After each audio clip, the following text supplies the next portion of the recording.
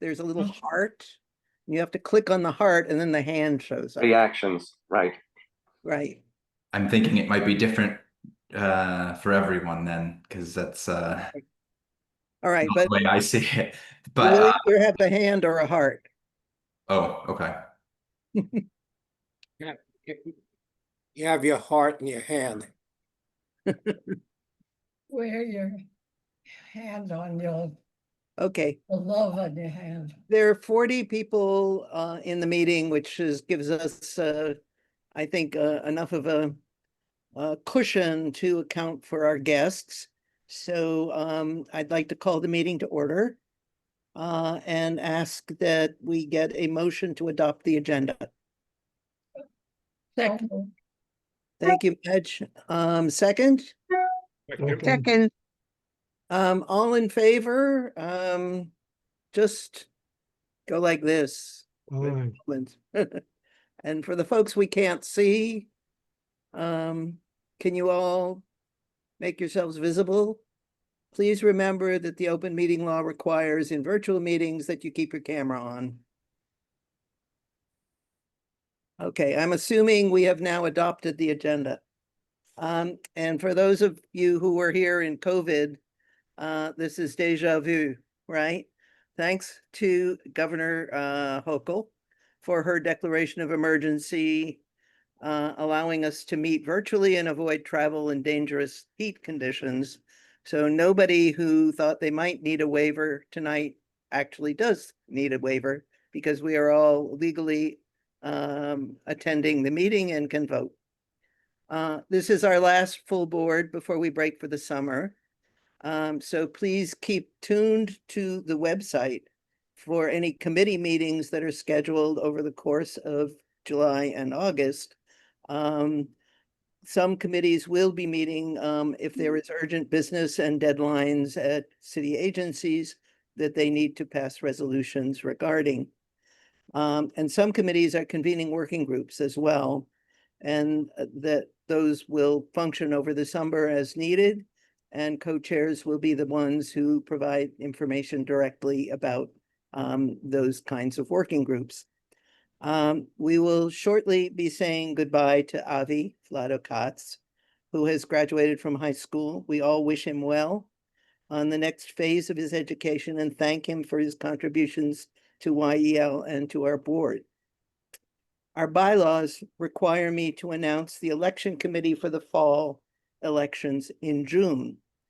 I've asked Elizabeth Caputo, who served as a member of that committee last year, to chair it, and I've asked Kay Carpin and Daria Kim to serve as members of the election committee for the fall elections. I'd like to turn the meeting over to Max for his district manager's report. Thanks, Beverly. I have an unfortunately long one. First, Natasha has asked me to remind everyone on the Parks and Environment Committee to fill out the poll that she sent out for planning an August meeting date. The response was due already, and we really do need to wrap this up because we need to communicate with everyone else that's coming, especially those external to the board. Next, summer is a great time for trainings. Please reach out to the office, any of us, the interns or Jesse, Alex, and I, and we will get you trained on anything you need, even if it's not a standard thing that we use like Zoom or Google Docs or Google Drive. If there's other things that fall in that domain that you'd like help with, now is the time to do it. Moving forward after summer, we may have a lot less flexibility to do that, obviously. Next, for board members that are facing term limits over the next couple of years, please be on the lookout for an email from one of our interns, Ariel McKennon. Ariel is undertaking the Institutional Continuity Project so that CB7 can maintain a database of useful knowledge from board members who will soon no longer be with us. We're still working on exactly the shape and the product of what that's going to be, but I believe he's already started reaching out to some of you. I encourage you to look for that email. Likewise, some of you will also see outreach from former board member Ava Stryker Robbins. Ava, who is home from college for the summer, is working on another project, which she will send a one sheet along with her outreach to some of you. Both projects are optional, but I encourage all board members who they reach out to participate. Next, you'll note that CB7 is likely to hold several committee meetings this summer. Beverly did mostly cover this, so be on the lookout for emails from the board office and the co-chairs for that you are on their committees. And then finally, when we get into the election segment of this meeting, if you end up having any difficulty with the voting, please raise your hand, and then Natasha, Alex, or I can help you. If we're unable to help you in real time during the meeting, the protocol is to text message Alex Bell, Natasha, and I, so we can have a formal record of your vote. And that way there's several eyes on it for accountability. And that's my report. Thanks. Thank you very much, Max. I will take a motion to approve the minutes for the June 3rd meeting. Anyone move it? Thank you, Andrew. Second, do we have a second? Second. Thank you, Alex. All in favor? You can actually, this may be good practice. You can raise your hand at the bottom. Yeah, I don't have a If you hand. can find it under react, or just sometimes, if depending on the model you have, or the version you have of Zoom, it may be there straight. So we now have 27 raised hands, which will make it pass. We're up to 30. Here I am. I'm okay. 30, 31, 32, 33. Okay. Well, it passes because that's more than a majority of the board. But if there's anyone who wants to vote on the minutes and wasn't able to, please alert Michael Molinari, and we'll just say that it was unanimous unless somebody objects. Hands down. Can you all lower the hands? Thank you. With that,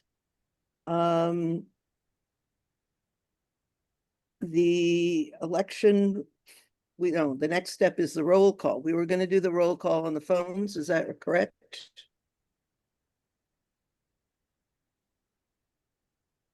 Alex and Max? We are doing the roll call. Yes, sounds good. Let me start it right Okay. now. So just the same way that you do in a real meeting, go to your phone and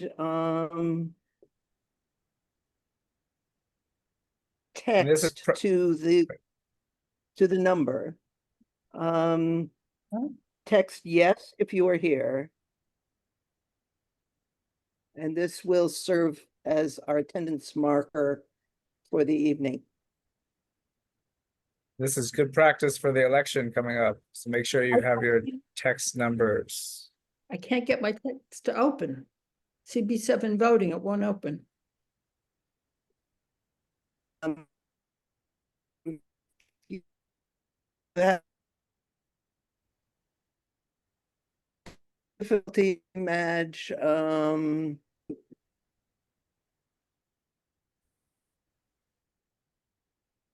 Voting with my hand. Okay, Madge, were you into the number? And make a record that you were here.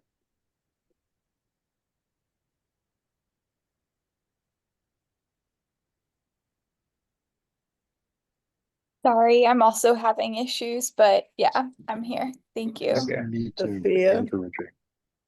So Sophia and Madge. Alex, if it's possible to make those manual changes, that would be helpful. If Yeah, I possible. got that. Thank you. You got Madge and Sophia? Open it. And Alex, it looks like you yourself are not counted yet. Oh yeah, I forgot to do it. Won't open.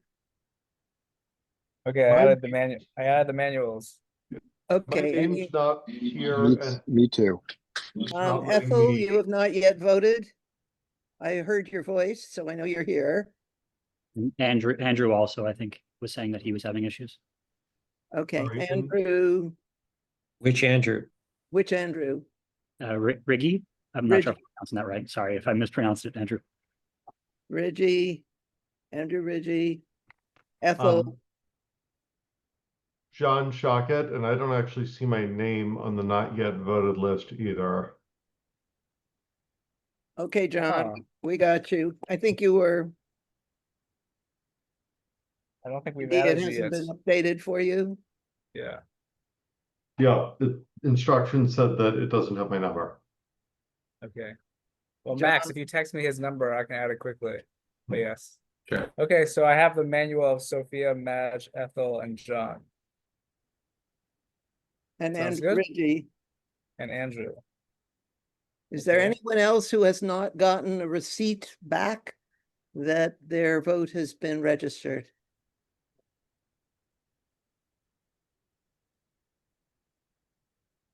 It's just CB7, capital C, capital B7, space voting. Well, we're not sure what you saved it as, but yeah, 855-643-6695. What's that? You can manually text it. I'll text you now the number. Alex, I I think just we sent can- you John's contact as well. Okay, great. Well, I'll update it and I'll text these people on the side and see if we can improve it for the voting. Sounds I good. think we're done. Thank you very much.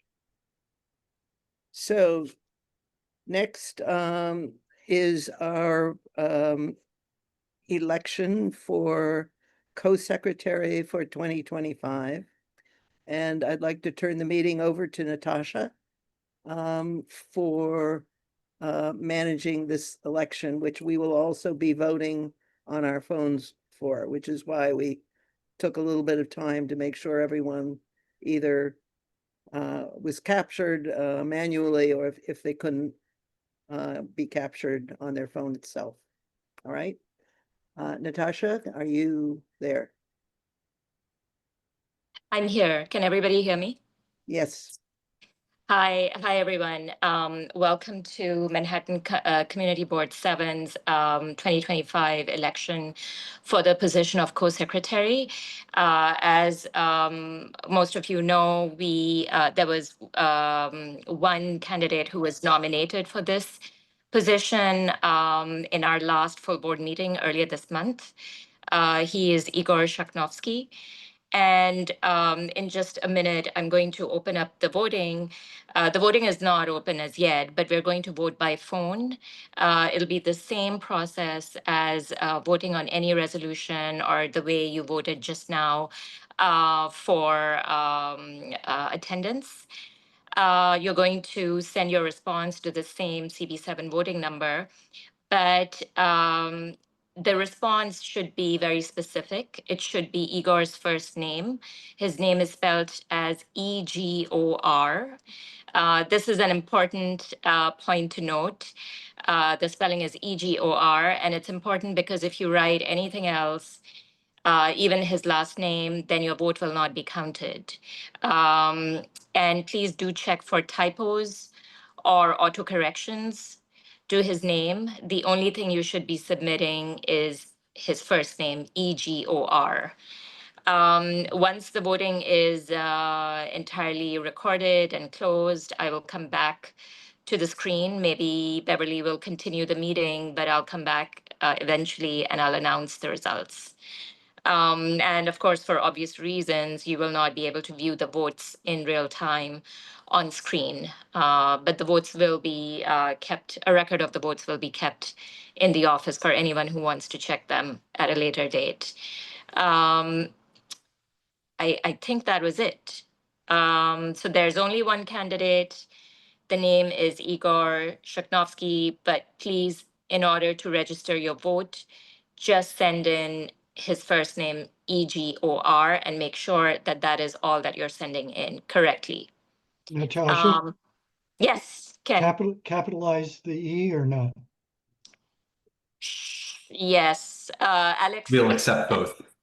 I think it'll accept both, but yes, you can do either. Just double check that you're spelling it the right way because iPhone is, if you use an iPhone, it's auto-correcting. Michael, you had your hand up. Is your question dealt with? Ken beat me to it. Okay. All right, so if there are no other questions, Alex, can I ask you to open up the voting and just to make sure that it will not be sort of shared on screen. Right. Okay, voting is open. Voting is open for the position of co-secretary now.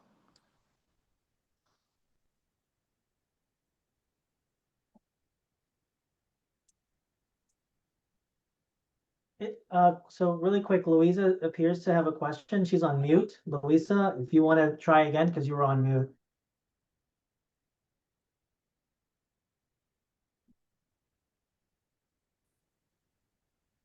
Sorry about that.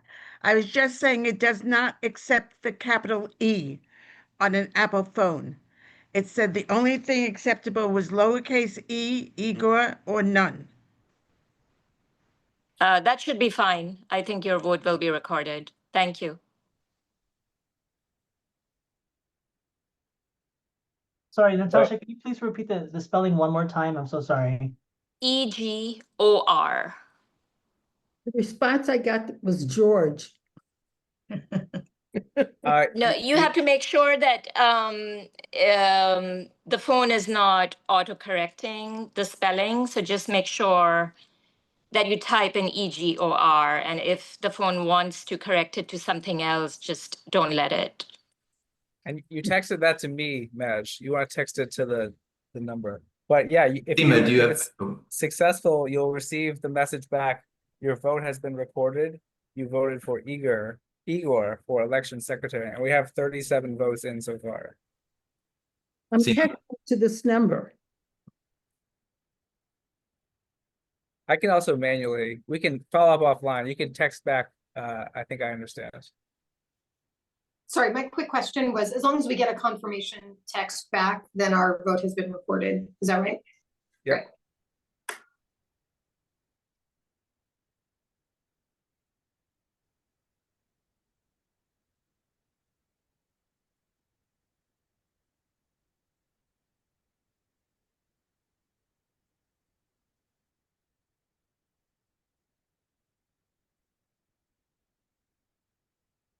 I don't know if you want me to call out. I see one or two people currently on the Zoom who I do not see a vote for.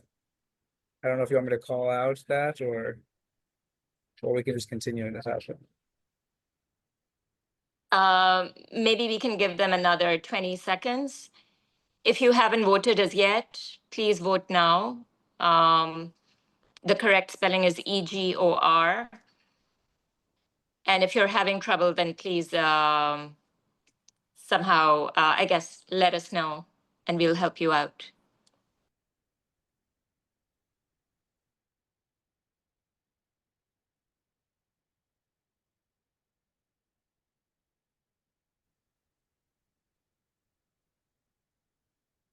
While we're waiting, I just want to make a quick announcement. Any member from EDC or New York Public Library that is still under the attendee role, raise your hand so we can bring you into the rest of the meeting. I think we have everybody, but I want to make sure since we're getting to that section soon.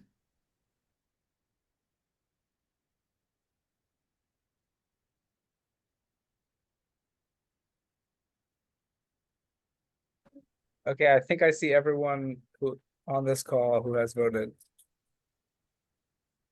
Okay, great. So with that, I'm going to close the election for the position of co-secretary now. Thank you very much for voting, and we'll be back very soon with the results. And I think the meeting can continue. Thank you. Thank you, Natasha. I'm not sure that there's a great mystery here, but we will welcome the results formally. Thank you. I'd like now to turn to our speakers. A presentation from New York Public Library, EDC, and New York Health on the redevelopment of the Bloomberg Library site.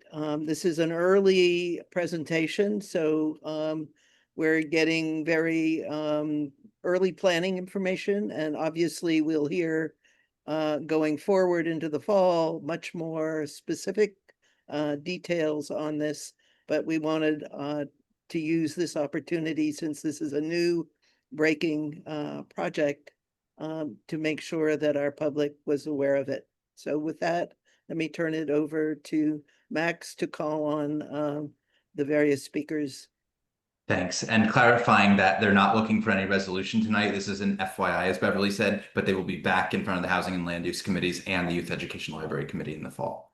So with that being said, I'm not sure who the lead is from you all, but you now have screen control and you can begin your presentation.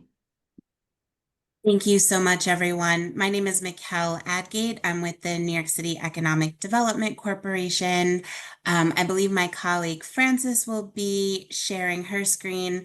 She's with New York Public Library, and we also have several colleagues from the EDC team, the Public Libraries team, and the Department of Health. Thank you so much for giving us the opportunity to speak with you this evening. As Beverly said at the top, this is still very early in the process for this project, but we wanted to make sure to, let you know what is in the works and then come back to you when you reconvene in the fall. So in terms of the agenda this evening, we'll talk a little bit about the site context for Bloomingdale, the project vision. We will be talking about housing, and then at that point, I will hand off to my colleagues at the Department of Health and New York Public Libraries before I return to talk about the timeline, public engagement, and then we should have time for Q&A. So at the top, in terms of project partners, I've said these names a couple of times, but just to orient all of us, we're talking about the New York City Economic Development Corporation that is coordinating this project and working very closely with New York Public Library and the Department of Health. And then at some point in the future, there will be a private developer that will be a partner to this project as well. In terms of the site context, if you're not aware of the site that we're referring to, this is located at 150 West 100th Street between Columbus and Amsterdam. The site's about 46,000 square feet, and it currently hosts the Bloomingdale Library, as well as the New York City Health Academy. And as you can see on the slide across the street from this site, there's an NYPD precinct, a fire station, as well as the Frederick Douglass Playground and houses. So in terms of the project vision, last year, Mayor Adams signed Executive Order 43, which charged city agencies to look at every sort of square foot of city-owned land for potential housing opportunities. And one of the initiatives of that is called New York City's Living Libraries, which are projects that transform existing library sites into mixed-use developments with both a new library as well as housing. And that executive order has been enhanced by the City of Yes legislation that was passed towards the end of the year. And the project itself gives us the opportunity to replace outdated infrastructure while also addressing the city's urgent housing needs. So in terms of the housing model, and we'll talk in more details about this, but the proposed development could include 850 residential units, which would be a building above a new public library. This would, fall under MIH, or mandatory inclusionary housing, delivering permanently affordable housing units. And then the remainder of the units would be market rate, which supports the financial feasibility of the project while also enabling affordable housing. And we'll talk a little bit about that, how that works in terms of what's referred to as a cross-subsidy model. So in this particular approach, the value of the land as well as the market rate rents pay for a new library branch, health facilities, as well as the permanently affordable housing units. So the value that's achieved from the market rate units of the housing gets reinvested into the project. And then the land value of the site allows for funding New York Public Library and health facilities. So again, using the value of the land as well as the market rate units to reinvest in the project. And one of the reasons why, this model is important as we think about addressing the housing crisis overall is that it gives us an opportunity to accelerate affordable housing while reducing the strain on HPD, or City's Housing Preservation Development Agency, on their pipeline. So it reduces city subsidy, it allows for affordability on other sites, and then increases the opportunities for mixed use developments and neighborhoods. So with that, I want to stop for a moment and hand it over to my colleague Pauline from the New York City Health Department to talk about the Health Academy.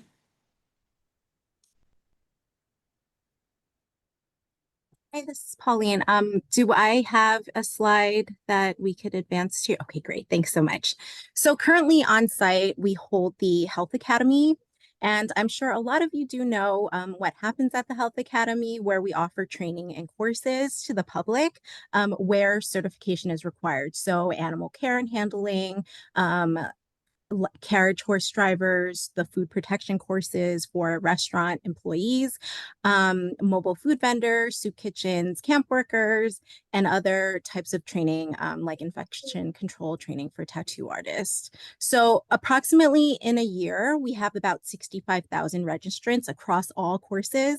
And we have about 1,200 courses available for folks. So we will be moving the Health Academy to a separate location during the course of this project. And the hope is to return to this site. However, we are working with our partners to find a new location. Thank you. Thanks, Pauline. And then at this point, I want to hand it over to my colleague, George, from the New York Public Library. Thank you, Mikkel. I'd like to begin by thanking CB7 for your support of the libraries in the district. The library is very excited about the opportunity to build a new Bloomingdale library. It is next to impossible to otherwise pull together the capital money needed for this type of project, and this initiative will make it happen. I'm joined by my colleagues from the NYPL, David Lem, Vice President for Capital Planning and Construction, Kerry Gould, our Director of Capital Planning and Construction, Jake Odland, Associate Director of the West Manhattan Library Network, Drew Berner, Adult Librarian at the Bloomingdale Library, and Frances Udoz.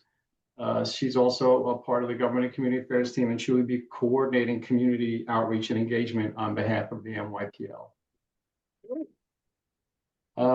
They will be available to answer any questions you may have. By way of background, the NYPL was created in 1895. We have 92 locations and provide the branch library service to 3 boroughs, Bronx, Manhattan, and Staten Island.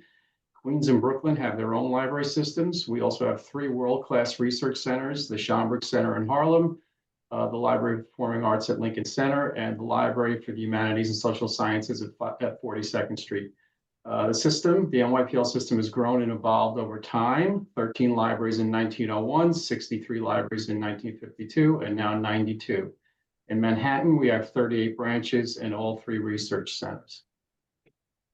The Bloomingdale Library has been serving the Upper West Side community since 1896 as part of the New York Free Circulating Library. In 1901, it was consolidated into the NYPL.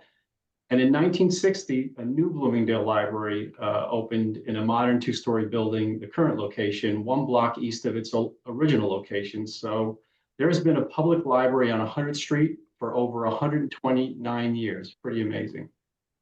The library currently offers an array of programs, including story time for children, after-school tutoring for students, and college and career help for teens, all for free.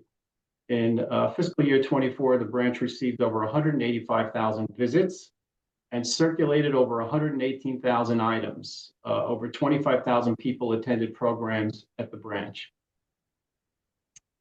Housed in a 65-year-old building, the branch is in need of significant upgrades. Recent issues include failing mechanical systems, the need for lighting improvements, window replacement, and inadequate bathrooms. Over the years, we've also heard from patrons about the need to reconfigure the layout of the library to create additional program spaces for teens and children and more private spaces to study, as well as improving technology and installing additional outlets.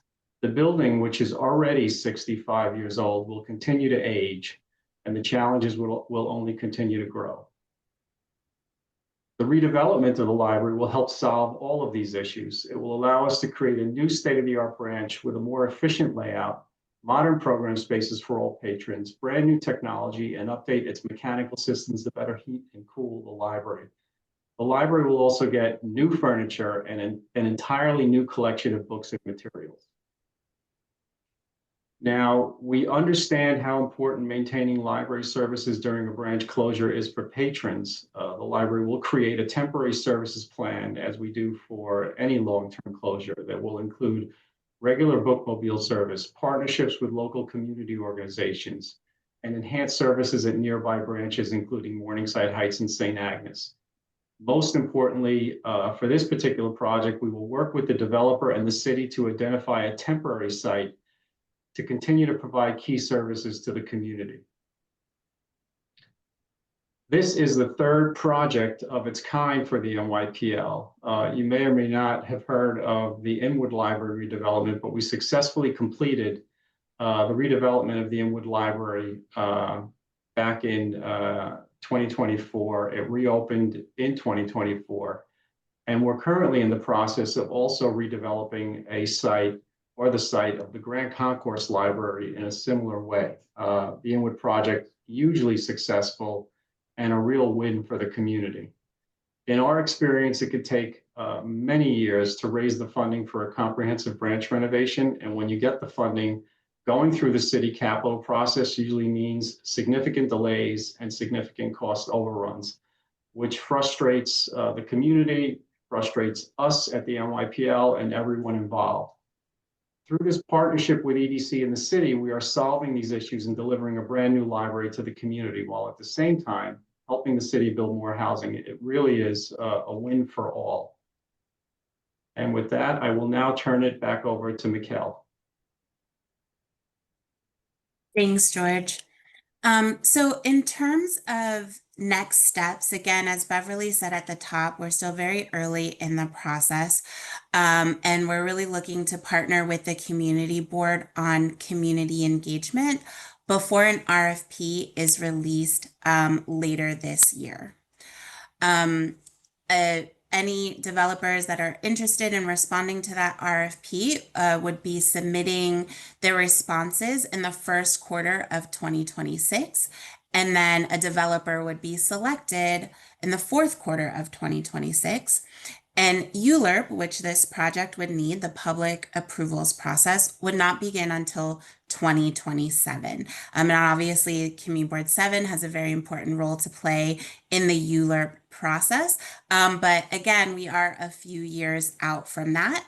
But we wanted to start these conversations early so that we can better understand the community's priorities as we're thinking about not just engagement, but about the RFP and the future of this site. Construction wouldn't begin until around 2028 and then complete in 2031. So in terms of engagement, we're very excited to share that we have launched a survey with New York Public Library.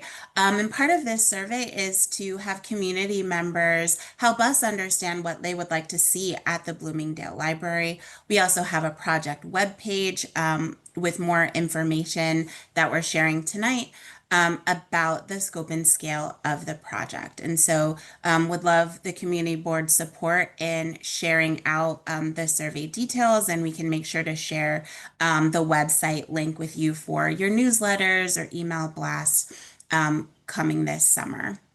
And then in terms of engagement, there are some opportunities to table at public events this summer. We'll be promoting the website, the survey, doing social media.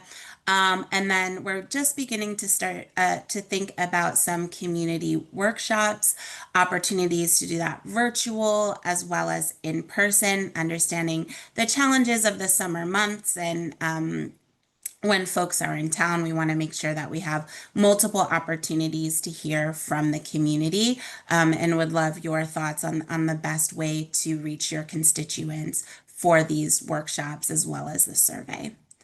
So I think that is the last slide on our end, but we do have several members of the team from EDC, from New York Public Libraries, from the Health Department to answer any questions that you may have. So thank you. We should probably, I was gonna say, I was speaking with them beforehand, we should probably limit this to 5 or so questions. There'll be ample opportunity for additional questions throughout their engagement process over the summer. Agreed. Maybe we can stop the sharing of the screen so folks have a chance to see each other again as we call on those. I would like to take the prerogative of asking one question I know many of us share, which is when would our community lose access to the current site on your timeline? George, do you want to start with that one? Yeah, so the library will close when construction commences. I mean, there will be a significant period before that. We will not close the library until the moment comes where they will absolutely need to begin staging construction and demolition. And so I think the Capitol folks may be here, and maybe EDC can talk to that timeline a little bit in a little bit more detail. Yeah, thanks, George. So Beverly, based on our current projections, construction wouldn't begin until 2028. So there's still a few years out before folks would actually see direct impact on, changes at the library itself. And then the runway between now and that timeline would allow for a lot of opportunity to notify library users, to talk about all of the things that George mentioned in his slides, in terms of how to ensure that there's still access to information even during the construction phase. Yeah, it won't be a surprise to anyone. I mean, we've done this at other locations, and what we'll do is we'll put together a temporary services program. And we'll share that with the community. We'll share that with the community board. And again, it will include bookmobile service. It'll include partnerships that we'll enter into with local organizations, maybe to do some of the programs in some of those spaces. And then this particular project, we don't do it with most projects. It's exceptional, but because of the size of this project and also because of the partners that are engaged in this project, we expect to open a temporary library, to build out a temporary library in the neighborhood, and use that also as a space where people can get library services. And it'll be at a fixed location. Thank you. I think we actually have just 5 hands up, and I will call on those folks. I don't think, Andrew, you made the cut, but let's do Madge first, followed by Kevin, then Louisa, Seema, and Kristen. Okay? My hand has been up. I'm sorry. Sorry, who? Ethel. Ethel, I did not see your Sorry. your virtual hand. Anyway, let me go through Madge first. We'll add you in, Ethel. But Madge, go ahead. You're muted. We can't hear you. If you can go up to see that Inwood Library, it's extraordinary. I did a walk through there. Not only is it the most beautiful library I've ever seen, including the one in the old building on 42nd and 5th, not the big building, but the other center. But it's a huge community center, and the community didn't even want it at first. They fought this place. And the person who took us around was a local person who now lives in the building. It's used all the time by every different part of the community. It was just really mind-blowing and worth a trip to have a look. Thank you. Well, thank you for sharing that. It really is magnificent. And again, it was a situation where not everyone, but there was a segment of the community that was opposed to change. And now it is universally loved, and we are super proud of it. And we're hoping to recreate that also for the Bloomingdale location. Kevin, do you have a question? Yes, so I think this is a great project. I was just curious as far as the process, and I know I'm putting the cart before the horse, but the process as far as determining who qualifies and gets priority in terms of the below market or affordable housing options? Yeah, that's such a good question. And so in terms of the future programming for the affordable housing and what rates it's set at, who's eligible for it, we would still be working with our colleagues at HPD on those determinations. And to George's point about engagement over the coming years, that will obviously be communicated out to the community so that folks understand how to take advantage of the new units that are coming online. Thank you. Louisa? Okay, thank you. First of all, as someone who worked at, Oh, Louisa, you went back on mute. not here. There you go. You're good. Thank you. Okay. As someone who worked at Donnell Library, this is a really exciting project and I look forward to it. I have a question though about the financing. You said that the value of the land and the market rate rents would pay for the facilities. Does that mean the value of the land would be mortgaged, basically, and the market rate rents are going to be used to pay the mortgage?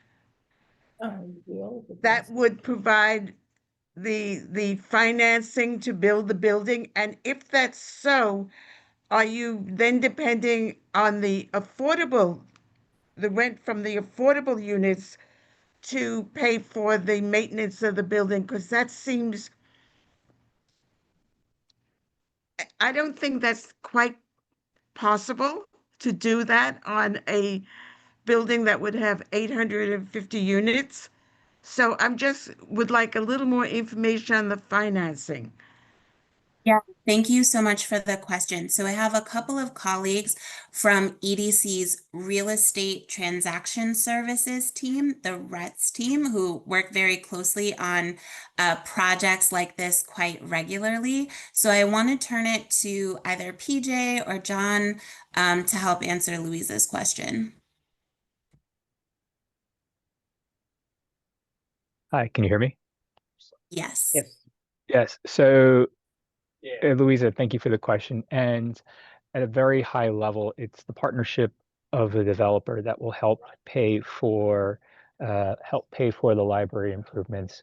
So the land will have value of the land will help support the construction of the library. So of course, as you imagine, Manhattan land is relatively valuable. So we're going to use the value of the land to support the value of the construction. So ultimately, the developer, they'll come up with a plan, and we'll require them to build the library as part of their project budget. Thank you. Seema? I am so excited about this. I think this initiative is absolutely brilliant. My two questions are, I wish this could happen yesterday. And so the only disappointing thing about your presentation is waiting till 2031, which seems like an eternity. So my two questions are, what's triggering the ULURP requirement? Is it a change in use or a city property disposition? And then the other question is, I would hope that you're looking at many other of your sort of city properties, like the other libraries in our district and or, police stations, fire departments, all that kind of stuff. And I'm wondering if we could get those in the pipeline sooner. And lastly, if there's anything that we as a community board can do to help speed up this process, we would, be up for it, I think. Yeah, thank you for the question. So I'll start with the second one. The answer is yes, there are lots of different sites across all 5 boroughs, not just libraries and NYPD parking lots, but also Department of Transportation properties and DEP properties that are being looked at under that Executive Order 43 that I referenced. In terms of whether there is a like CB7 map of what of those properties have been looked at. I'd have to follow back up with you because EDC and the team members here are one part of that work stream, but all of those other agencies are part of it as well. So we'll follow back up with the board on that. In terms of the timeline, you know, as you all know, going through ULURP and that process has its set clock. So there's not anything specific yet that the community board can do, because we do have to do a competitive procurement. We've got to, you know, review. We have to, you know, look at all of the proposals. But I will say more broadly, as an organization, we do try to work quickly and efficiently. And so if and when there is a time when, you know, there may be, you know, we might ask the community board, can you use, you know, 30 days instead of your 60 days, or, you know, whatever it is at that point in time, we'll certainly communicate that. In terms of your first question and what's actually triggering the ULURP, I do want to confirm with the RETS team, but I believe the actual details is the disposition of the land, yes, but also the unit count that we're talking about. But John, please correct me if I'm wrong on that. Yes, that's right. And I believe Gabe from our land use team is best positioned to answer that in a little bit more detail. Yeah, so that is correct. It'll be disposition, and also the site is currently zoned R72, which allows for medium density residential. So we'll look to rezone the site to allow for the replacement library and approximately 850 units of housing that Mikkel cited earlier. So we will work with the selected development team to craft a zoning framework that aligns with kind of the goals and objectives of the city as well as the community needs. And the details of that proposed rezoning will kind of take shape as the project advances. Thank you. Thank you. Kristen. Hi, my question was sort of about what this temporary library or temporary space might be like, because I'm sure you're aware, we just got like a very lovely teen center there in the Bloomingdale Library that opened about 2 years ago. It was a long road to get that open. So it would be a shame to not have access to that kind of service during the construction period. Yeah, we agree, and we don't have any details yet on what that space will look like. We'll do an analysis when the time comes as to what's available in the neighborhood. I can tell you that it will not be a 23,000 square foot library. It won't be a replacement of the Bloomingdale. For us to create that would cost millions of dollars, and to do that on a temporary basis is not feasible, and it makes no sense. But it will be a space that you will be able to do all of the things that you would like to do in a library, all the basic services that we provide. If there are programs that perhaps we can't do in the temporary space, we've done this before, we'll enter into partnerships with some of the local CBOs. We'll start working on that about a year out. We'll try to enter into agreements with them, and there may be space in a local school or in some local CBO there. We'll work with the community board, with the borough president's office to try to find these partners, and then if we have to do an ESOL class or some other program in that space, we'll do it, and we'll also publicize it in the community so people will know where it will be happening. But we'll try to keep all of those programs going in the neighborhood while the branch is closed. Thank you. Ethel, I'll call on you as well. As you said, you had your hand up. I didn't see it. You are muted right now. You need to unmute. Is it okay? Very Yes. quickly. Of course, Seema and I had the same first question, namely, I would, when you can, tell us more about in the long process that you were outlining, at what time would the ULURP process in fact occur? And would I assume that the community board would be part of that ULURP process and have a role in commenting, as well as given the fact that there's also a building above, is there also plans an environmental impact statement as part of the overall process? And then very quickly after those which are related, if there could also be, in terms of the community board and all, some involvement and description of the substitute library and where in the community that will take place in this long and rather complex process that you have very kindly outlined. Thanks go ahead, Mikhail. Okay, thanks so much for the question, Ethel.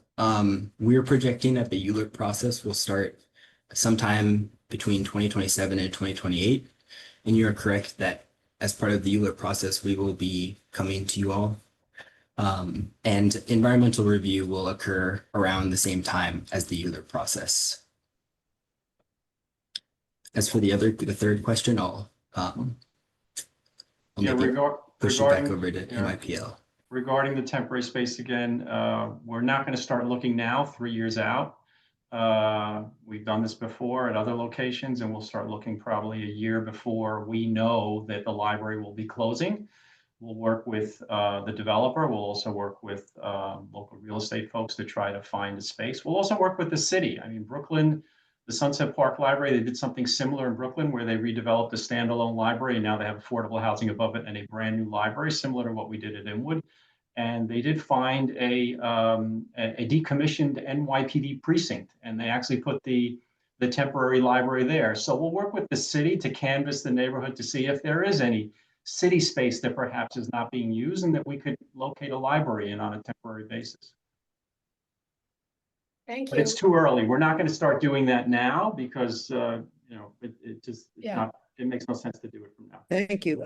Andrew, you get last licks, I think. Thanks. This is for George. George, thank you for this. And just wanted you to know that I work with Haida on the MTA board. And I think once this project is done, we want signage at the 96th and 103rd Street stations, letting people know those are the stations for the Bloomingdale Library. We would love that. We would love that, but we know that's up to the MTA. It's not up to us, but that would be fantastic. And even something to say about the history. I mean, it's pretty incredible that for 129 years on 100th Street, there has been a free, open public library. And we've been a part of that story for 105 of those years. So we would love to work with you on that. Thanks. Okay. With that, thank all of our guests for a very useful and wonderful presentation. We look forward to how this unrolls over the coming couple years and look forward to being of assistance and making it wonderful. Thank you. Thank you. With that, we will join our business session. There are only 2 items. One was ratification of a letter. Our bylaws stipulate that our executive committee, if there is an emergency in time that doesn't prevent a matter going before the full board, can take action. But then at the next full board meeting, that action needs to be ratified by the full board.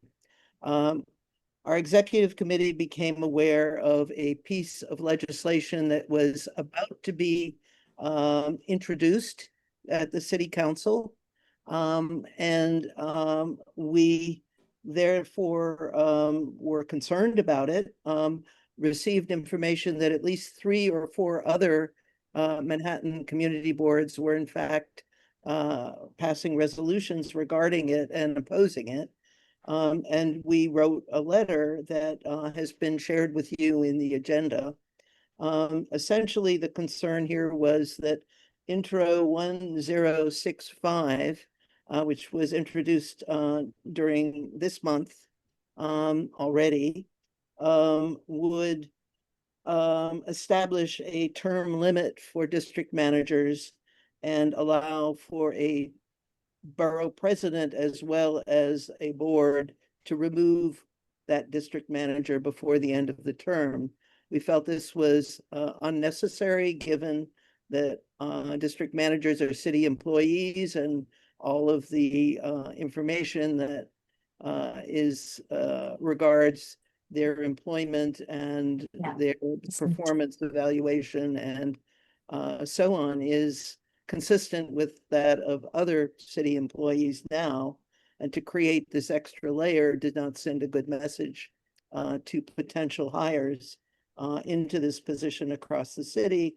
And we had concern also about providing for the borough president to remove a district manager, perhaps not in alignment with what the board wanted. So we did write a brief letter and are asking the full board to agree that we appropriately wrote the letter and that they agree with the position that we took. So that's my presentation on this. Are there any questions regarding the matter? I think Elizabeth's hand is raised for this, but Natasha's hand is raised to communicate the election results. Right. Elizabeth, are you wanting to speak to the letter? Yes. I just was curious. I know within that package of like city council there were a bunch of resolutions related to community boards. Right. Were we planning to, or are we planning to send letters on other items? I know it, for instance, like the dates of the selection of the meetings and other things were, I don't know if there are any updates from the time you and I talked separately that you can share. Yeah, there were other items that were not necessarily ones we would favor. This was one we would obviously oppose, we felt. But it does not look like any of this package has gotten much traction at this point. So that there is time in the fall to come back and address it if we feel that it is likely to move forward. We did want to catch this one at the moment of introduction, given how negative we felt the result would be for community boards across the city. So any other questions, or are we good to vote on this? And then Natasha, I will call on you after we vote on this. Can we open, Alex, the voting for Yes, item voting- ratification correspondence? Voting is open. Oopsie. Okay.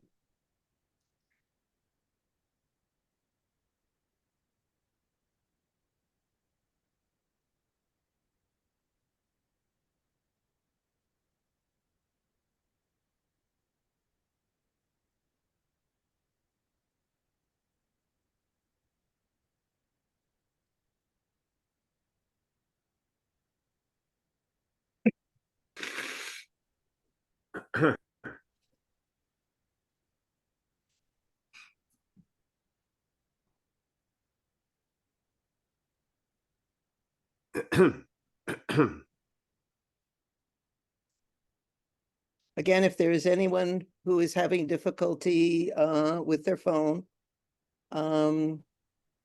please let Max or others or Alex know.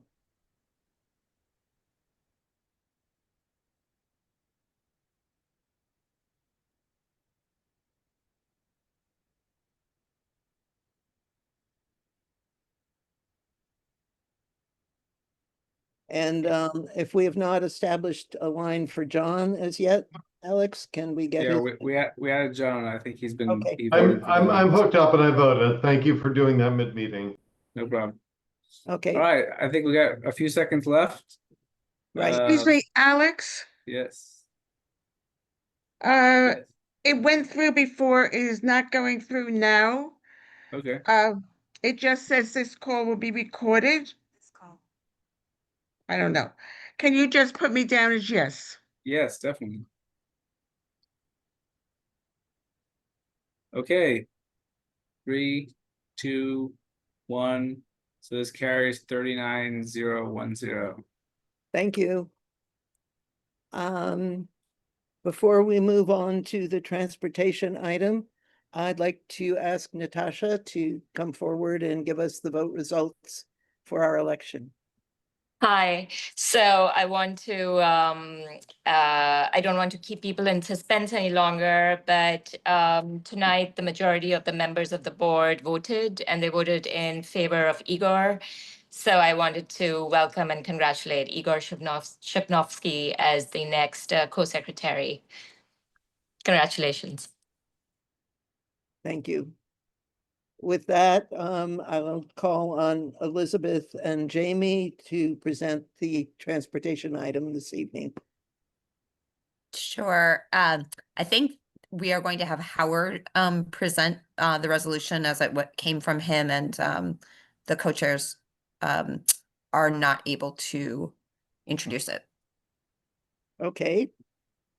Okay, well, I'll do my best. I have a cold, which actually is fortuitous for meeting by Zoom. But in any event, I will give you the background of this resolution.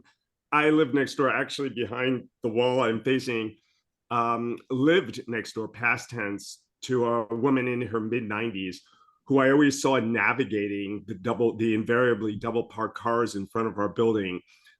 She was in her, as I said, in her mid-90s. My building gets, as I'm sure many of the buildings you live in, gets a lot of deliveries. There is virtually always at least 2 vehicles parked there, whether they're delivery vehicles or plumbers or people doing renovations. There are always cars and trucks parked there. And almost every day I watched her, and for a while she had a walker trying to navigate these double parked cars. So that was the idea for this resolution, was a building would have the ability to have one space in either near the entrance or in front of the entrance or somewhere where the DOT thinks makes sense, so that someone like this neighbor or someone significantly more adept than this neighbor would have access to the curb so that they can easily get to and from the building. This kind of space would have additional benefits in that when she was being dropped off, the car driving her off was also had to double park, so that a car could pull in to pick up someone close to the curb, allow them to have curb access, and also allow people to get out of the car and get, again, they don't have to be against the curb, but they'd have much easier and safer access to the curb. It's not a loading zone resolution. People will remember I've talked a lot about the literal absence, not the shortage, the little absence of loading zones where I live, where everyone seems to get multiple packages a day. This is not that. This is about having safe and accessible curb access for people who are disabled, people who are old, people like me. Unfortunately, not in either category, but I have a dog, and it gets kind of torturous to sometimes navigate the cars. So that's really the main thrust of this resolution. Invariably, I'm sure will be used to load and unload, which is a good thing too, because a lot of traffic gets tied. Remember, most streets have only 2 moving lanes. So to the extent there's double parking, it reduces it to 1 moving lane. So again, it's not, I've said this a million times, the perfect should not be the enemy of the good. It's not going to solve all of the traffic problems, all of the safety problems, all the access problems on the Upper West Side. It just is going to make it easier and safer for a good number of people. What does it do? It allows any building with more than 50 units to go to the DOT, which they currently have the right to, and request such a spot. It just says, this is what the resolution does, that CB7 supports those efforts. CB7 is in favor of having access to the curb for people who need access to the curb. How did we come up with 50 units? Honestly, it was somewhat arbitrary. The assumption was any building on the Upper West Side with 50 units probably has a few older people, a few disabled people, and that's how we did it. There's no magic about that number. So that's the resolution. And if there are questions, I'm happy to try to answer them. Natasha, is your hand up for this? Yes. So 2 questions. So are you requesting also like for a curb cut if this is for disabled people? And also, you said that these buildings already have the right to go to the DOT and ask for this. So I'm not sure what we're doing here. Okay, If the right already that's a exists. good question, and it came up at the committee meeting. What exactly are we doing? First of all, we're not asking for a curb cut. Again, the perfect should not be the enemy of the good. If we were to design the safest entrance to the building, this would not be it. The goal is to get from an unsafe condition to a somewhat more safer condition. But what are we doing? We're telling the DOT that CB7 supports this kind of access. When buildings go to the DOT to have this kind of safe access to their front door, CB7 is there in support of it. That's all this does. It's sending a signal to the DOT that CB7 supports this. That's all. Larry? Right. So over the years, we've had many applications before CB7 for loading zones or similar, if there is a similar.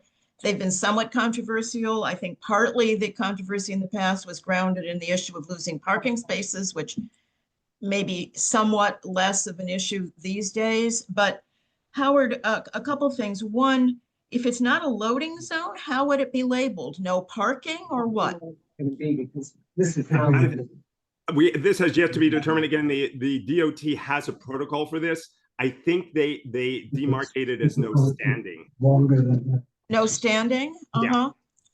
And but you are standing. I mean, the very nature of it is for a car to come in and stay there long enough to do whatever the person's needs are to get in and out of it, deliver. So it is standing. Can someone, does someone know who knows more about this? Yeah, I actually do. The law is that if passengers are actively getting into and out of a car, it is not standing. That is the vehicle and traffic law of the state of New York. That was my understanding. The 10 seconds to open the door and have someone get out, or in the case of some of the people who would take advantage of this 30 seconds, that's not a violation of the no standing rules. Okay. No Well, stopping. Oh, this is something I do recall. No stopping would prevent that. No standing would allow people to get in and out. So that would be the appropriate signage for this kind of spot. well, sounds like a lot more than 10 or 30 seconds to me. But my next question is, in the past, when buildings have had a request, private buildings or maybe to some extent schools or others, we've considered them individually. And, sometimes we've supported them. There's been a fair amount of unsupport or negative reaction to some of them. So what you seem to be doing in this is to build in an automatic CB7 yes on these things for everybody, which would take away our ability to, and maybe you want to do that, but it would take away our ability to say yes or no, depending on the circumstances before us on any one of these. That seems very inconsistent with our practice in the past and maybe not such a great idea. Okay, well, I would say right now CB7 has an automatic no. Right now, we are not supporting any of these any of this curb access. So it's just switching the default from parking to having curb access for people who need curb access. Yes, it is automatic. We're switching from one automatic stance that we have no position on this to a different automatic stance that we support having this space available for people to have safe and access to the curb. That's correct. Well, thanks for your answer, Howard, but that seems to me it's an automatic yes, and it takes away our Yes, participation. That's what you intend. Oh, let me be clear. Larry, I think the point has been made. Can we move Yeah, on okay. to Okay, some sure. others who have? I just want to questions? add, we can always chime in and say this doesn't make sense. The resolution specifically requires CB7 to be notified of each and every one of these curb access provisions, and we could certainly go against it. It just sets the default to safe and access safe access to the curb rather than parking. That's all. We can certainly go against it. Okay, we have some other folks with questions, so can we please keep it short? Thank you. Seema. So how do you think about this potentially crowding out loading zones? Or how do you think about the two together? Oh, that's a good question. Loading zones are a very ambitious thing. As I said, I've been advocating for loading zones for years, and there are zero within a half mile of my building. I don't really see this as a loading zone. This was motivated, again, I recognize that it is likely to be used occasionally as a loading zone, but what motivated this was the neighbor who I watched navigating the double parked cars. That's the intent of this. A loading zone is something else. I don't think a no stopping would legally allow to have Amazon show up and do whatever they do for a half hour.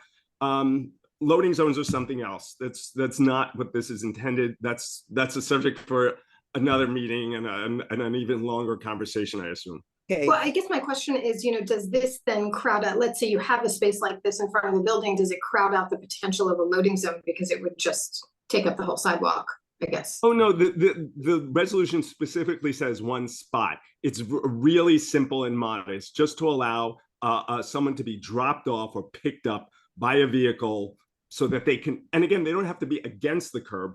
As someone pointed out, one spot to get for the vehicle that's picking someone up or dropping someone off can't easily get against the curb. That's not the point. At least it allows them to get within a few feet of the curb to informally pick them up. Sorry. Can I make a suggestion that you Yes, not absolutely. argue each and every point? You Okay. let everybody speak first, and Sounds good. then we'll give you time at Great. the end to respond, because right now we've got 8 people who want to have their say. Thank you. Doug. Hi, so I'm on the committee. I actually do believe that this should have been presented by the co-chairs, because when a resolution comes before a committee and the committee votes on it, it is the body of the committee, not the person who put it forward. But nevertheless, we did debate this at committee, and I don't have the resolution in front of me, but I've heard Howard say today that it's just for one space, but I believe the resolution says zone, which I think is a little bit ambiguous. And to Luisa's point, it does seem like we are making a wholesale approval of any building that has over 50 units in our district, that we would automatically say yes. I said during the committee that I would be very happy if it was specifically for disabled people, but I think even though we say it's not a loading zone, it's basically going to become that. I am very sympathetic to people with disabilities. I have an elderly mother who's disabled, and I do understand the intent. I think our process over the years has worked pretty well. We've approved many buildings that come to us, and we've disapproved a few. So I thought, if it ain't broken, why are we fixing it? And I disagree that our default position is no. Our default position is non-anything. We haven't opined on anything unless someone comes to us. So we're not saying no. So and again, we're saying one spot. If you're pulling a car in, that becomes 2 or 3 spots. And I think anecdotally during this discussion at the committee, we said that we estimated that there may be, I don't know how many, did we say 200 or 400 buildings in our neighborhood that have over 50 units? If it becomes one spot, is it 400 parking spots? Is it 800? Is it 1,200? So I don't know why we're doing this, because I think the process has worked really well, and we've been very sympathetic and empathetic for the needs of people when they come to us. And that's all I wanted to say. Thank you. Nandita? Hi, yeah, thanks, Bev. Thanks, Howard. I just have 2 short, quick questions. The first question is kind of similar to what Doug asked, which is the resolution says curb access zone, and I was wondering if there's a specific measurement for that zone. Is it 10 feet? Is it 8 feet? And you mentioned one space, but I think a distance would help. The second is, I don't know how many instances we have in the Upper West Side where we have 2 buildings of 50 residential units or more that are right next to each other. And does this allow for 2 buildings to share a curb access zone if they're within a certain distance of each other? And that gets to Doug's other point of, if it's 400 buildings, you have 400 spaces, or can you have 100 if you have within a certain distance? Those are my 2 questions. Thanks. Hey, Actually, Beverly, before, I've been asked by one of the co-chairs just to mention to the room that, hang on, I'm just reading it, that the resolution vote was 6-3 to 1-0. They asked that I just mention that. Fine. Thank you. Thank you, Nandita. Let's get all the questions out, and then we'll give Howard 2 minutes to respond. Andrew, no, I'm sorry, Lottie. Good evening, everyone. My question is, did we look at demographic needs versus building 50 unit or more? Did you just look at it from buildings with 50 units and without demographic needs? That's my question. Thank you. Okay, thank you. Andrew, You're muted, Andrew. Andrew, So you're I'm muted. wondering if there's language that says something to the effect that Community Board 7 will inspect each and every application received and reserves the right to approve or reject said use of the zone. Is there any language in there like that?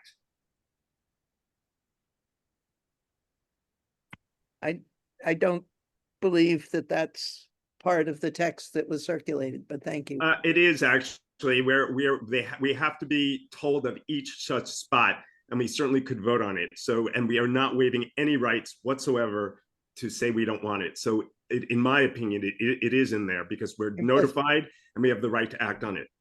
Michael? Sorry, now I was doing it myself.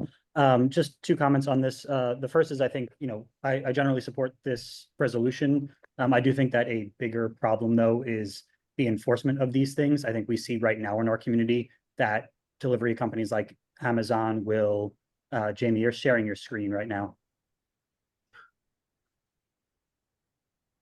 Sorry, just didn't want you to start. I was trying to share the resolution because too many people seem to not be able to see it at this moment. Yeah, Go on, Michael. I would say it's a good reminder that we all have the resolution in advance and there's time to read it and prepare in advance. I think to continue my comment though, the enforcement, I support the resolution, but I think the enforcement of any of our either resolutions or our laws, we're seeing this around a variety of issues, is a separate issue. We see delivery companies take over just lanes of streets already, drop cones, set things up, and there's no ticketing that I see that's taking place. So I applaud the idea, but I think your anticipation that it's just going to become a de facto loading zone is likely correct, and it sort of undermines the effort, not to mention the fact that large companies like Amazon don't really care about the tickets, even if we do enforce it. I also would just say that on that note, if we're going to complain about delivery services, we should probably stop considering using those delivering services. We live in New York City, it's incredibly dense. There's stores in every direction. So if you don't want to deal with delivery trucks on your block and you don't want to deal with double parking, then we should probably not deal with Amazon, period. So that's my take. Thank you, Natasha. Yeah, I just had 2 points of clarification. Max just said that the vote was 6301. Actually, it says that it was 6401. So I just wanted that clarification. And in general, I would like to echo what Clary and Doug and Michael have said, but also in the resolution, it says that DOT has to alert MCB7 when such a zone has been granted, which means there is supposed to be no debate. Like DOT can just make its own decision without consulting us at all. So we are in fact giving up our right to chime in one way or another. Thank you. John. Yeah, I just wanted to, add an additional perspective. I own a car, I have young children. I live in West End Avenue. I find that fellow parents of young children who drive places particularly have difficulty with double parking because the loading process does take longer for us, especially if we're in the car seat phase of things. Because I'm on West End, which is a two-way street without that much traffic, it's not that big of a deal to double park. If I lived on a one-way narrow street, it would be far more disruptive. I think that's a great idea, and I think we should do more of it. I frankly think that I absolutely agree with what Michael said about the lawlessness of delivery companies doing whatever, and I would support more loading zones and more of these passenger disembarkment zones and everything else, because our streets wind up being these slalom courses of double parked trucks whenever you try to drive on them, and that's really dangerous and causes traffic and is bad for everyone. Thank you. Ken? Unmute. You're muted, Ken. Yeah, sorry. Well, I just wanted to speak in support. I think Doug said, if it's not broke, don't fix it. Our streets are basically currently dysfunctional, and at times can seem chaotic, and largely because of double parking. This is a very modest attempt to try to improve that. I just read that when parkers are trying to be polite, they leave 18 inches of space between cars. That's definitely not enough for somebody with a walker to get through. So they have to navigate around or find a larger space. Double parking is also dangerous. It's not just inconvenient, it can block streets for emergency vehicles. And it's also dangerous for road users because they have to swerve to go into another lane, or cyclists have to suddenly go into another lane. To Natasha's point, we can absolutely opine on anything we want, including term limits for district managers or anything else. So, you know, the DOT would have to tell us when they're doing this, and we can opine on it if we choose. Thank you. Hayden? Thanks. I'll be brief. I support the resolution. I think it's a great idea. I do think that there are valid concerns about our ability to speak, but I think, as Ken just said, we have the ability to opine whenever we need to. And if there are problems, I would rather put the emphasis of the community board and the community on saving areas of our streets for all users, not just for one person who has a parked car. I have owned a car in the city. I understand what it's like to own a car in the city, but that is a space that is needed for lots of people. And just to respond to Michael's point about enforcement, I think that's totally correct, that we need more enforcement of our existing laws. And I think we as a community board should think about ways in which we can support DOT, the other agencies, or even citizens to help enforce the laws that are so important to our safety, such as parking, double parking, loading zones, things like that. If we see problems like this where the city agencies are not addressing them, we should be empowered to help solve that. And I think that's something we should work on in the future. Thanks. Jamie? You're muted. Jamie, Thank you. Thank you. I was unmuting. Okay, a couple of things. First, I would apologize to Max. He did not make an error on the vote count. I did. I asked him to relay it to this body because I was muted. And I typed the wrong information to him, and then he very diligently delivered the wrong information to all of you. The vote was 6-4-1-0, as Natasha correctly pointed out. And the reason it was as close as it was is because of much of what we've talked about here, the concern about the role of the community board. And I appreciate what Howard is saying about sort of the presumption flipping on its head. But I just wanted to be clear and fair to the committee members who did vote the other way, as Doug has indicated. I would also ask steering to consider this issue of whether co-chairs can present if they haven't voted for a resolution.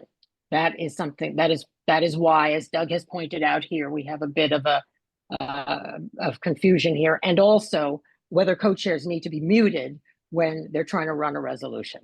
The only other thing I'll point out, Natasha, to your point, the reason we have that language at the back end about DOT coming back to the community board once a loading zone has been approved is so that there won't be too many, or not loading zones, I'm so sorry. Space in front of a building for people to be able to go in and out, is so that there won't be too many of them on one block, contiguous with one another, to give a community board, committee, transportation committee and board the ability to consider these parking areas in front of buildings one after the other, so that there aren't too many. That's why we added that request that DOT come back to us once they've approved them. And the only other thing I would mention is getting back to and Howard did try to address this, but there is no actual language. If you look at the resolution, there is no actual language asking us to be given due deference at the front of these. Getting back to the original point Clary made at the beginning of this conversation, asking us to be given due deference before each one of these zones is considered. Okay, I will now mute myself as required. Thank you all. Thank you. Kristen? Yeah, as many people have said, I remain concerned that we need to look at each and every case before it's approved.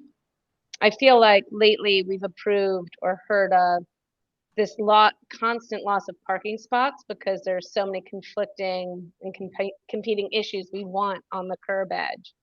But I don't think we have a holistic view of how many parking spots we've lost over the last 4 to 5 years. And I know parking's not popular, but the reality is only the very wealthy can afford to park in parking lots. The working class folks who need their cars in this neighborhood won't be able to afford to live here any longer. So that remains a top of mind concern for me. Thank you. And Howard, if you can give a brief 2 minutes. response to. Okay. Michael made a really critical point. Someone once said there are 3 ways to make the streets safer, 3 E's: enforcement, education, and engineering. Well, unfortunately, tonight, we don't have any control over enforcement. We don't have any control over education, but we do have some influence on engineering, namely how the streets are laid out. And let me just say, the choice is not, the perfect should not be the enemy of the good. We're not talking about a reconfiguring major of the Upper West Side. We're talking about one spot, the potential loss of one spot to make life easier and safer for disabled people, for older people. Again, we chose 50 units, which is a significant building because it's extremely likely. I'd be surprised if there are many buildings on the Upper West Side that have that have 50 or more units that don't have someone who is mobility challenged in them. And so the whole point of the resolution is to say our presumption is in favor of safe curb access for those people rather than a parking spot. That's all it's attempting to say, that the presumption, and yes, it is a presumption, the presumption should be we want safe curb access and not one spot for a parked car. And I'm comfortable with that. I think it's the least we owe to the people among us who are not as mobile. And I think it is a better use of the space for that safe access for people like that, rather than the one parking spot that would be lost at some buildings. And that's pretty much it. Thank you. I think we're going to not have a second round of anyone who has already spoken. I think we should call the question. I have a friendly amendment if possible. That's different. Go ahead, Michael. Howard, you keep mentioning spot, but as Doug pointed out, your resolution does mention zone. Is it friendly to change that text from zone to spot? Yes. And in fact, my understanding of the DOT's program is it's one spot. Frankly, done. It's not a problem. Okay, so with that friendly amendment, I'd like to have someone call the question. We can vote. Call the question. Thank you. Alex, are we? Yes, voting has begun. Let the voting begin. Yes, no, abstain. And I don't know that anyone would have cause here.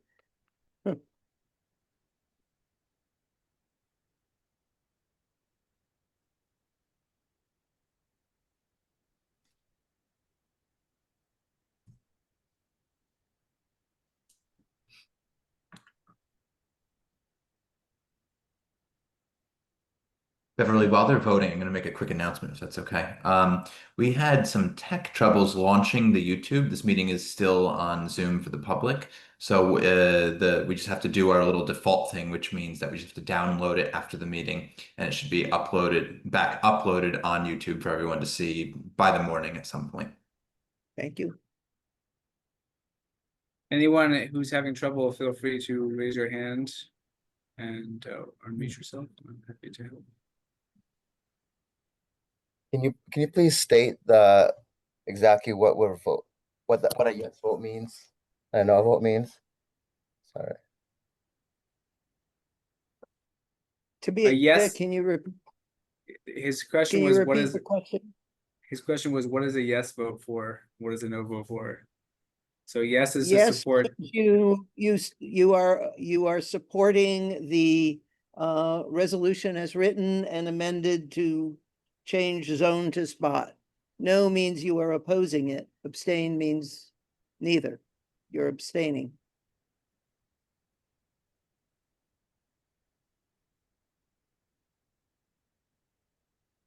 Spot appears now in two places, whereas before it said zone in two places. An abstention is effectively a no vote, just for our new members. All right. We don't have as many people as before, but maybe others have dropped off. But yeah, 5 more seconds. 5, 4, 3, 2, 1. So I have 17 because there's one manual, 13, 6. So the vote does not carry because it does not have a majority of those who voting yes. That's how I understand it. Okay. So maybe the Transportation Committee can reconsider this issue in a different framework or with different language, and return this idea, which has significant support at another time. Thank you, Beverly. With that, do I? You have a hand from Nandita, actually. Nandita, sorry, Nandita. Hi, everyone. Yeah, sorry, I had a question about, as a new member, about like the committees. If you're not part of the Transportation Committee, but you are interested in this proposal, can you go to that committee and discuss things, or? You may I see go a lot of to head nods and thumbs up. any committee that you wish. And Okay. you may vote as a non-committee member on any item before them. Okay. And your vote as a non-committee member will be reported along with the votes of the committee members. Okay. Thank you very much. You're welcome. New business, does anyone at this point in time have any new business? No, I didn't think so. Could I have a motion to adjourn? So moved. Seconded? All in favor? Right. Appreciate it. Have a wonderful summer. And I'll see some of you sooner, but if not, enjoy and we'll reconvene in the fall. Bye-bye. Good night.